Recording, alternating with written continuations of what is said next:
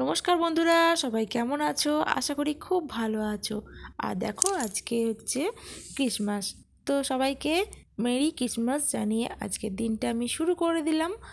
আর দেখো, তোমরা কেমনভাবে ক্রিসমাস পালন করো আমি জানি না, তবে আমি যেমনভাবে পালন করি, মানে আমাদের পরিবারটা যেমনভাবে ক্রিসমাস পালন করে, তো সেইটাই আমি আজকে জানাতে এলাম। দেখো কেমনভাবে আমরা ক্রিসমাস পালন করি। তো অন্য বছর আলাদাভাবে আমরা পালন করি, কিন্তু এবছর না, একদমই আমাদের ক্রিসমাসটা ভালো কাটলো না। তো কেন কাটলো না, কী জন্য কাটলো না, সে সবই বলবো। তো দেখতে থাকো তোমরা। আর যারা যারা নতুন আছো আর যে পুরনো বন্ধুরা, সবাইকেই আমি বলছি, তো তোমরা যারা যারা আমার ভিডিও দেখছো, আমার ভিডিওটা একটা লাইক দিয়ে দেখা শুরু করো। কারণ হচ্ছে, তোমাদের একটা লাইক আমাকে পরবর্তী ভিডিও বানাতে অনেক অনেক উৎসাহ প্রদান করবে। তো দেখো, আমরা সকালবেলা উঠেই সবাইকে ক্রিসমাস জানিয়ে আর কেকটা কেটে নিলাম। আর তারপরেই আমরা চলে এলাম ঠাকুর ঘরে, ঠাকুরকে প্রণাম করলাম, আর আমি ঠাকুরকে সেবা দিয়ে নিলাম। দিয়ে নিয়ে তারপরে সব কাজ শুরু করব। আর রাতে ক্রিসমাসটা এবছরে পালন হয়নি, তার কারণ সবার শরীর খারাপ, আর সবাই তা খুব তাড়াতাড়ি শুয়ে পড়েছিলাম সেই কারণে। আর এই দেখো, তারপরে কেকটা একটু খেয়ে আমি একটু রেস্ট নিয়ে নিচ্ছি।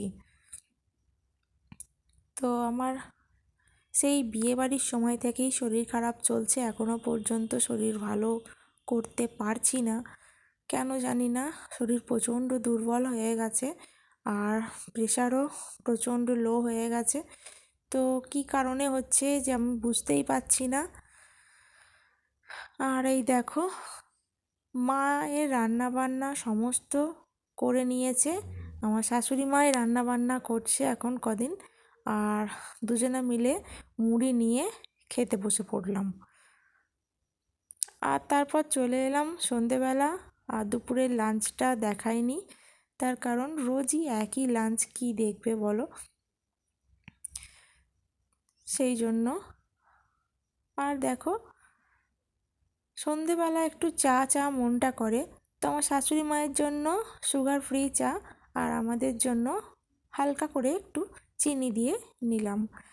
তার কারণ দাদাভাই চিনি ছাড়া চা খেতে পারে না, সেই জন্য হালকা করে চিনি দিয়ে আমাদের জন্য চা করে নিলাম। তো চলো, চা খেতে খেতে গল্প করা যাবে। আর হ্যাঁ, যেটা বলছিলাম বন্ধুরা, এবারে ক্রিসমাসটা আমরা পালন করতে পারিনি এই শুধু শরীর খারাপের জন্য। আর মিমিও আনন্দ করতে পারিনি, তার কারণ মিমিকে ওর মা লাল জামা বার করে দেয়নি বলে ওর প্রচণ্ড রাগ হয়েছিল, অভিমান হয়েছিল। সেই জন্য হয়তো বা সময়ের অভাবে বার করতে পারিনি, সেই কারণে ওর রাগে অভিমানে আর ও কেকটা কাটেনি, নাহলে অন্যবারে প্রচণ্ড মজা করে। আর দেখো, সন্ধেবেলা বাড়িতে গেস্ট চলে এলো।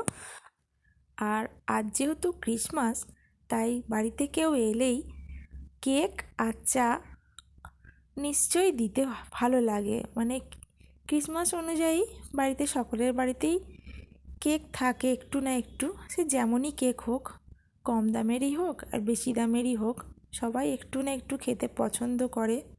তো ছোটোবেলায় আমার দিদা আমাকে কেক এনে খাওয়াতো, তো সেই কথাটাই আমার মনে পড়ে যায় বারে বার। দোকান থেকে একটা ছোট বাবুজি কেক এনে হলেও আমার দিদা আমাকে দিত।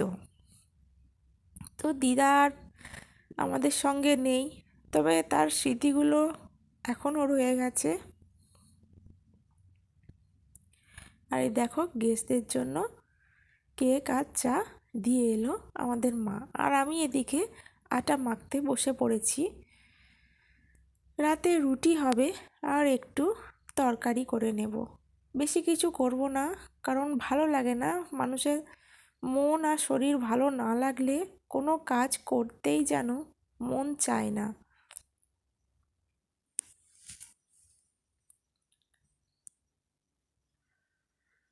আর এই দেখো, আটা মাখা আমার হয়ে গেল।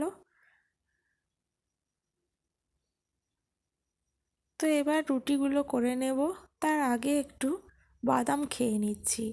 সবাই মিলে মজা করে বসে গল্প করতে করতে একটু বাদাম খেয়ে নিলাম। আগের দিনে যে মেলা দেখতে গেছিলাম সেই বাদাম এখনও রয়ে গেছে, আর সেইগুলোই আমরা তিনজনে বসে বসে টিভি দেখছি, গল্প করছি আর খাচ্ছিলাম। আর এই দেখো রাতের তরকারি করব বিট দিয়ে, ক্যাপসিকাম দিয়ে আর মটরশুঁটি দিয়ে, আলু দিয়ে তরকারি।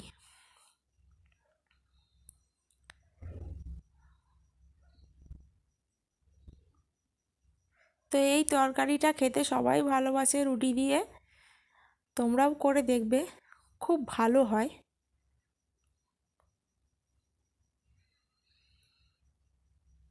আর শীতকালে বিট সবসময়ই পাওয়া যায়,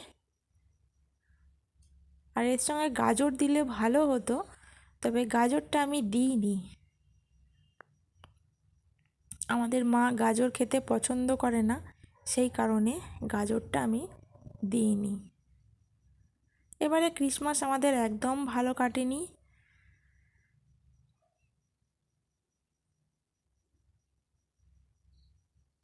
মানুষের সব সময় যে ভালো কাটবে এটা তো হয় না। আর দেখো রুটিটা আমি করে নিচ্ছি।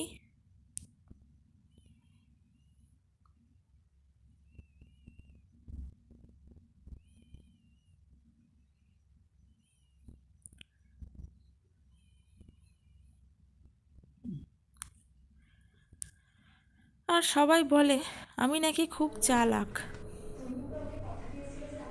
তবে বন্ধুরা, চালাকি কি জানি না, আমি উচিত কথা মুখের উপর বলতে বরাবরই ভালোবাসি। আর এই উচিত কথাটা মুখের উপর বলি সবাই কাছে খারাপ, আর সেই কারণেই আমাকে সবাই বলে আমি নাকি খুব চালাক। তো যাই বা হোক, ভগবান যাকে যেমন তৈরি করবে সে তেমন হবে। আমাকে এমন তৈরি করেছে তাই আমি হয়েছি। পরিস্থিতির চাপে পড়ে মানুষ এইসবগুলো শেখে।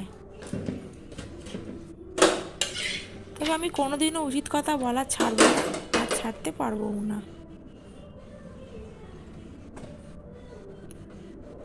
আর দেখো আমার রুটিটা করা কমপ্লিট হয়ে গেল। আর আমি এইভাবেই রুটি খেতে পছন্দ করি। অনেকে আবার গ্যাসের মধ্যে রুটিটাকে দিয়ে দেয়, দিয়ে করে, তো আমি ওরমভাবে পারি না। আমার মনে হয় এইভাবে করলেই সুবিধা হয়। তো এবার আমি বাসন টাসনগুলো মেজে নেব, নিয়ে আমি ঘরে চলে যাব। দেখো আমার তরকারিটা হয়ে গেছে। তরকারিটা তোমাদের একবার দেখাচ্ছি, তোমরা দেখো কত সুন্দর হয়েছে, কালারটা দারুণ। এই কালারটা দেখেই সবাই খেতে ভালোবাসে। খুব সুন্দর হয়েছে তরকারিটা।